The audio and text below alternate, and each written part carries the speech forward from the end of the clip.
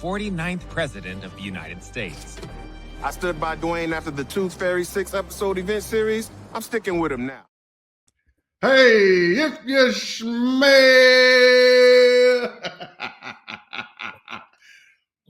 what the Rock and smash his ass up can cook. Well, what the hell you done did in your head, man? What's up, bro? What's up?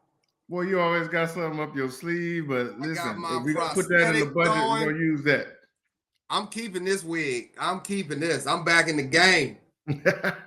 I'm back in the game with this. Yes, sir. So welcome to our folks who don't know us. We are hollering at the screen. My name is Jay Gregg. I'm a screenwriting professor and a screenwriter, and I'm all about story, structure, and I give my opinion from a screenwriter's point of view. And it's your boy Essex O'Brien. I'm the actor. I'm all about what hits, what misses, and what should have stayed on the cutting room floor. Welcome to our first live review coming to y'all on a wonderful Saturday afternoon. Yes, indeed. Yes, sir. Yes, indeed. And we're here to talk about Smashing Machine. The Smashing Machine. Now, full disclosure, I put that clip up because, you know, I had the privilege of being on the Rock show, but I'm going to put my bias aside. Now, I'm going to give you the 100% unbiased. Just because the man dropped a little money in my pocket, that don't mean I'm going to pull my punches. Let's do it. Let's do it. Pull my punches, you know what I'm saying? Talking about that. Yep. But yeah, we had to talk about the Smashing Machine. Yeah, I go back with The Rock. I'm a big wrestling fan, so I saw him when he first came in, and to see what he's become and the empire that he's built is a magnificent thing. But now he's kind of trying to take it a different direction now. You know, you done heard the criticism, you done heard her all talking shit about his acting. And so let me show y'all what time it is. Let me lay the smack down on y'all candy asses. There we go. There we go. There we go. Yeah, and you know, it's been getting some mixed criticism out there, you know, but you know, we had the good fortune to go see it. So, you know, we're gonna drop our 2 cents, 10 cents, whatever it's worth. So let's talk about it. So I'm gonna drop the log line real quick. Yes, sir. So a peak era MMA, and that's, you know, for those who don't know what that is, that's mixed martial arts phenom battles opponents in the ring and addiction outside it, risking love and legacy as fame collides with pain. And then, you know, it's your classic man versus himself redemption story. You know, he's not just physically broken, but internally broken. And, you know, it's, I think they made a documentary about this back in 2002. And, you know, The Rock was like, you know, let me snatch this up and go ahead and do something with it.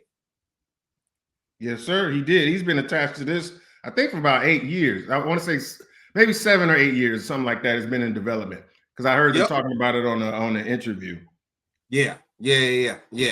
So, you know, the film starts out with, you know, we see Kerr. You know, he kind of wins his first match, and you know, then he gets hurt. You know, that's kind of like the inciting incident, and then you know we see how dominant he is in the cage, and then he has this love-hate relationship with his girlfriend Dawn. Oh my God! Oh, and we, you know, we're gonna get into that and talk about it. And then, you know, the midpoint is that, you know, he's still fighting, you know, but also he's fighting addiction because when he got hurt, he like really went in on these opioids, and you know, it interrupts his personal life. And then like all hell breaks loose. And then, you know, his addiction kind of spirals, and, you know, Dawn's relationship, you know, his relationship with Dawn is strained, you know, his body is breaking down. And then, you know, he collapses in the ring, you know, kind of gives in. You know, we can debate that. I don't know if he like really gives in or is he really a broken man, but, you know, let's talk about it. You know, let's jump into the act. What you think? And I definitely want to spend a little time on that scene because that was one of my hollers that I think I was hollering for the wrong reason. But which one? So let's start with the acting, right? I'm start with the acting. because I have my opinions on the movie itself and how I think things played out and balancing that between what my expectations were. But as far as the acting, I see why Dwayne and Emily work together. In my opinion, their scenes made this movie for me.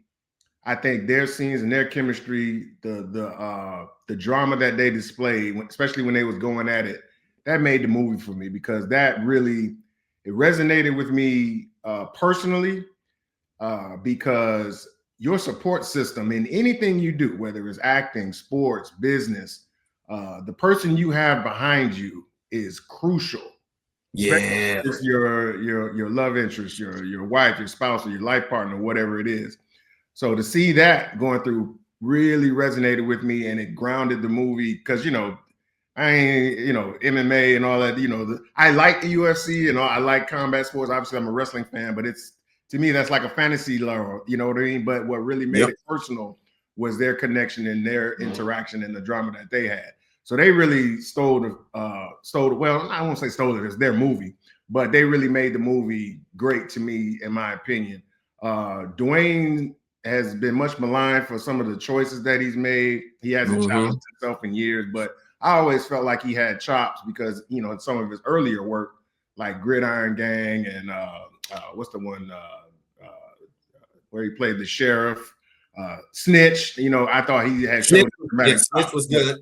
But when you're 6'5", 280, it's hard to find them roles. It's hard to find roles that you can just be vulnerable in and be sensitive and show your chops.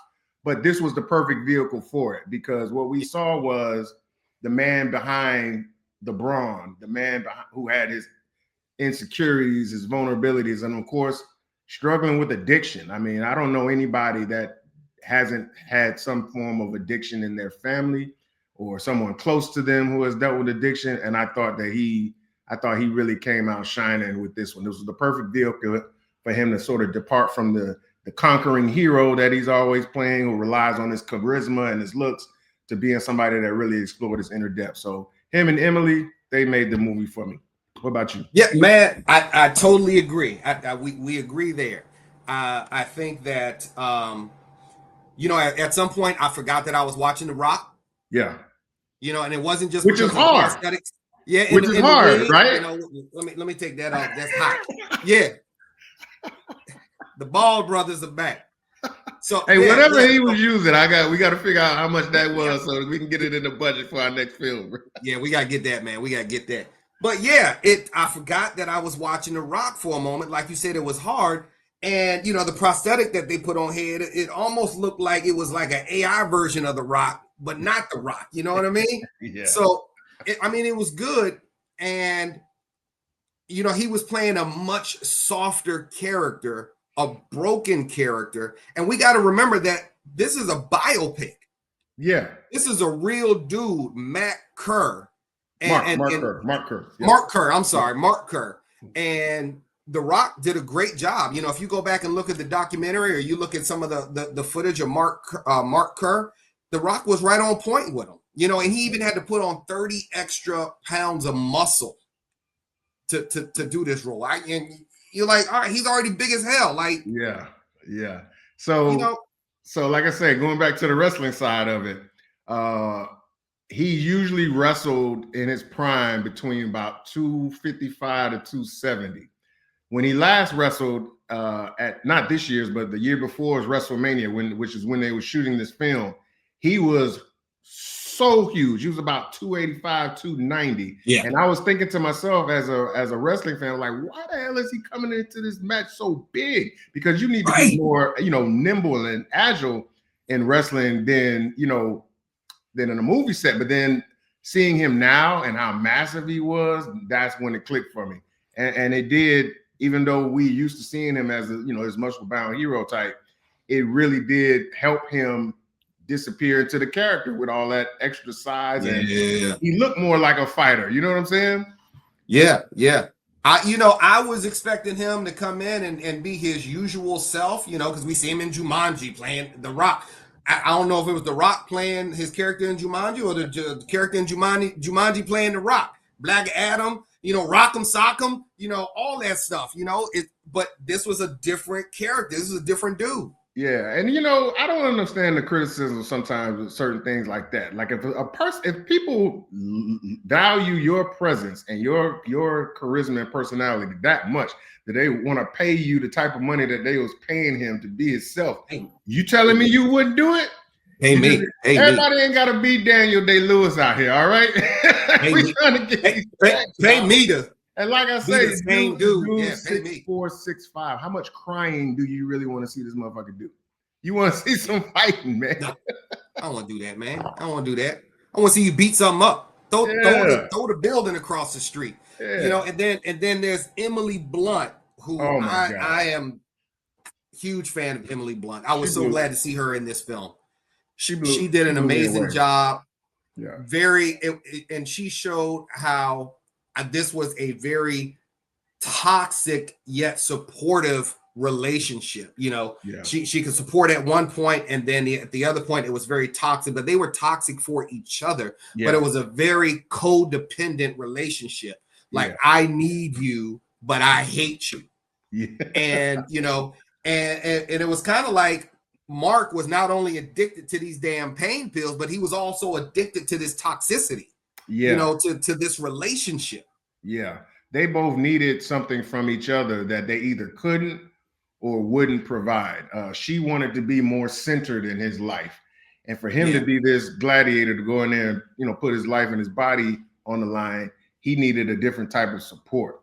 And then when he talked about the addiction, you know, if you're, you know, addicted to something, like, let's not even put it in drugs and alcohol. Let's just say if you and I, you know, we're on diets and we're trying to eat salads and grilled chicken all the time, but your wife is eating ribs and pizza and cheeseburgers in front of you all the time. What you doing? We doing this together. Help me out here.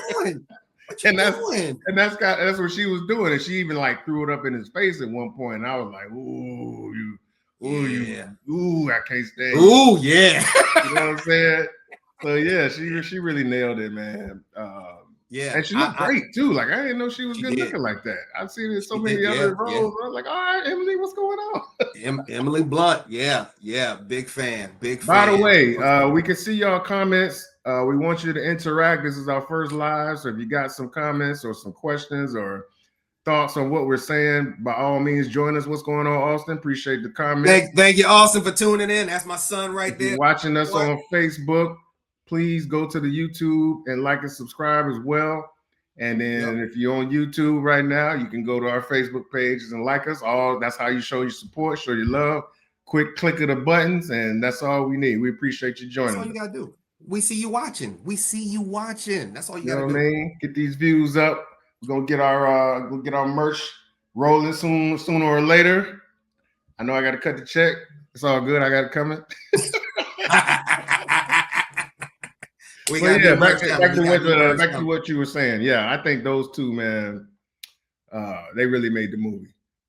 Yeah, she really anchors the emotional weight, and you know, especially opposite The Rock, and again, it's different to see The Rock. You know, he's a much more caring person. Like, you know, are you okay? Like, even his first fight, you know, he beat the hell out the guy, and he's wondering, like, is the guy all right? Yeah. You know, is he gonna make it? What's wrong with him? What happened? You just beat the hell out of him. But again, it's so weird that dichotomy. He really was a soft and sensitive dude in the body of a monster, basically, who, you know, had to go out there and beat the hell out of it at a time when you're not making the type of money that they're making now. Oh, you know what I mean? They're not making millions or hundreds of thousands off of one fight like they do now. This was in its infancy. I think at one point he was only getting $3,000 a fight going over to Japan because he had they had the disagreement. He didn't get his whole $3,000. It was like, bro, that's pretty much a plane ticket to Japan. Yep. But and Benny Safdie, as the writer and director, I think he did a great job with the camera work. I mean, there were moments that he held on to the character, and we really got a sense of how they were feeling, you know, and like, you know, the sweat, the bruises, the silences. You know, he holds on those moments so that we can really feel those emotions. But I gotta say, with all that said, I don't know that I truly emotionally connected with the characters, and and you gonna hate me for this. Maybe not. And I think it's because I didn't have enough backstory. Like, okay, all right, yeah. Okay. For those of us who don't know Mark Kerr, I needed a little bit more information about who this guy was. And I know he's one of the forefathers of the UFC, but I need a little bit more information. It's like you just kind of like dropped this in. It's almost like I came into the movie late. I went to get my popcorn and came in and said, "Oh, damn, I missed a couple scenes." So, you know, that's kind of how I'm feeling about it. Damn. Thank you, Nico, for the comment. We're gonna get to that in a second. Yeah, so now let's get to the parts that I felt were a little weird about too with the film, that I think, I don't know, maybe it's my own lack of understanding or my expectations of it. But yeah, I did go into it, and they did say at the beginning, they had it, you know, in the written type, that this takes 1997, between 1997 and I guess 2001 or something like that, 2002. Yeah. So it was like more, it wasn't as much of a biopic to me in that instance as it was a snapshot in this moment in time.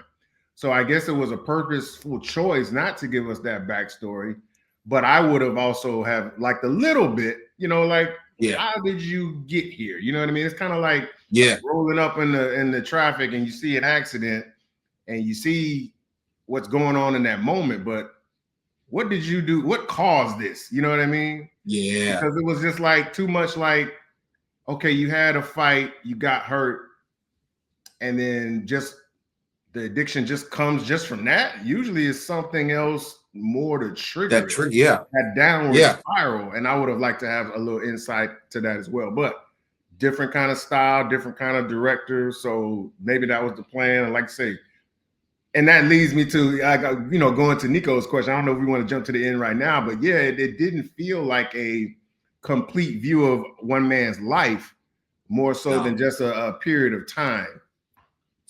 It was. And yeah, I mean, we can jump to the end. You know, we saw. It's gonna be spoiler alerts throughout this whole thing. We give spoilers. So yeah, you know, in the end, you know, he loses the match. Does he lose on purpose? Does he lose on purpose because he doesn't want to fight his boy, or is he really having an emotional reckoning, and he's just like, I'm really frozen and I can't move? I did not like that at all, because that was pretty much the same way he lost that first fight with the knees and everything. And we've gone through this training montage of you getting better and all that. Then you kind of lose the same way, and it's like, again, trying to rewire the brain to what we're used to seeing from The Rock and maybe other biopics. Is like, there was no triumphant moment here where his, like, you know, and then he's just in the shower and smiling, and like you say, did he want this, or why is he happy? And then it's just cut to the goddamn grocery store, and I'm like, what the fuck? you cut to the grocery store and see the real dude, and you're like, wait a minute, hold on, wait. Did I just miss something? You know, I think the moment, you know, where he was in the shower was kind of like, almost like his baptism. He was becoming a new person. He was letting go of the anger, and, you know, water is always a great, you know, symbol, you know, for a metaphor for, you know, cleansing, renewing, and stuff like that. But then just to cut to the grocery store and see this new dude, like,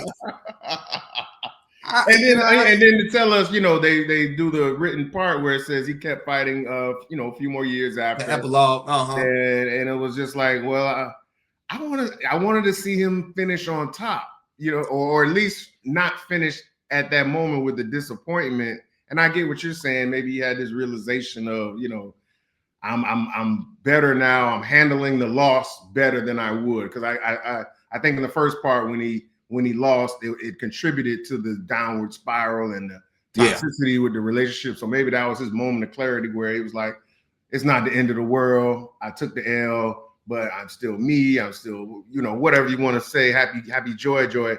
And then cutting to the grocery store, maybe that's to let you know that he did, find his way to normalcy. Maybe I guess that's what's the point of that. He survived himself. Yeah. I mean, you the screenwriter. You telling me, is that what you Yeah. He survived himself. And I kept wanting so bad. I wanted him to face his boy.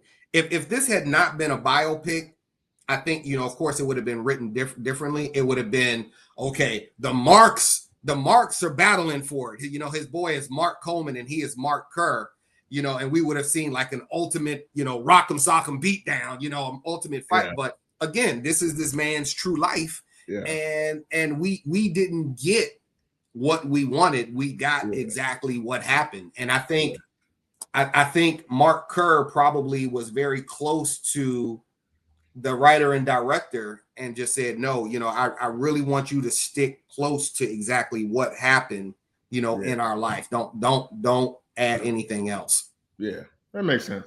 And I think that probably contributed to us feeling the way we do about not having backstory. It's missing something. It's kind of like you're almost in the ring with two boxers and they just circling each other, but they're not really landing any haymakers. Like, this isn't a haymaker movie, Yeah, no. It just kind of like, Yeah, the fighting, even though they show the fights, it's almost like the fighting is secondary. Yes. Maybe not even secondary, but like just, oh yeah, he fights, but this is his real fight. It's really about and the drugs and all of that.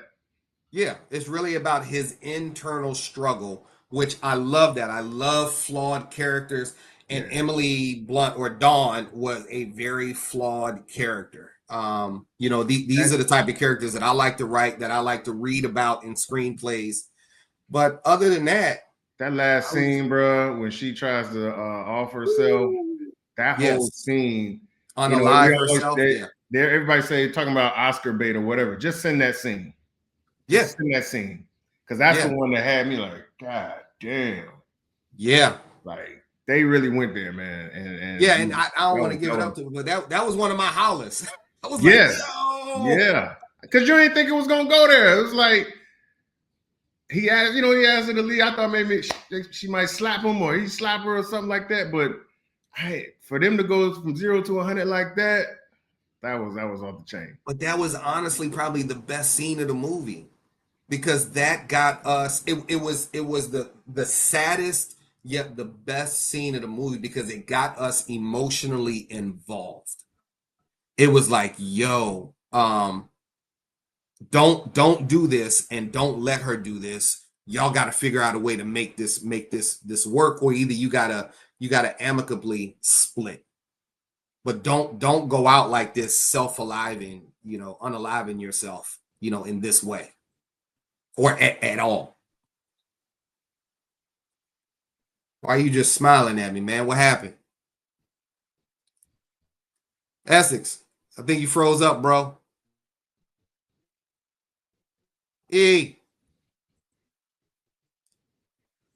Well, ladies and gentlemen, we are having technical difficulties. You will now be entertained by the Wig, who was this was the true star of the entire movie right here. And he had been waiting for his moment since Scorpion King. Are you back? Nope. He had been waiting for his moment to make a return since the Scorpion King. And he got dusted off and got a reboot. And here he is as the new star. Absolutely. You want to tell him about some of the parts that happened? Dwayne had a big forehead, and it was really hard to stay glued to his head during the entire match. I was so glad that when Act 3 came, he was able to shave me off, and I could go back into the warehouse where I belong. Okay, thank you for that interview, Wig.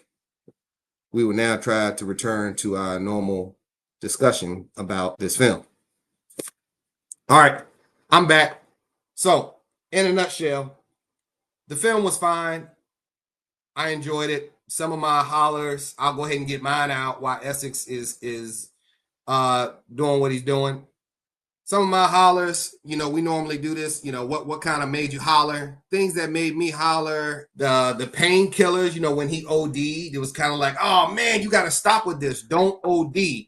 And then he's in the hospital and his teeth are missing. I was like, damn, he OD'd and fell so hard that he knocked his damn teeth out.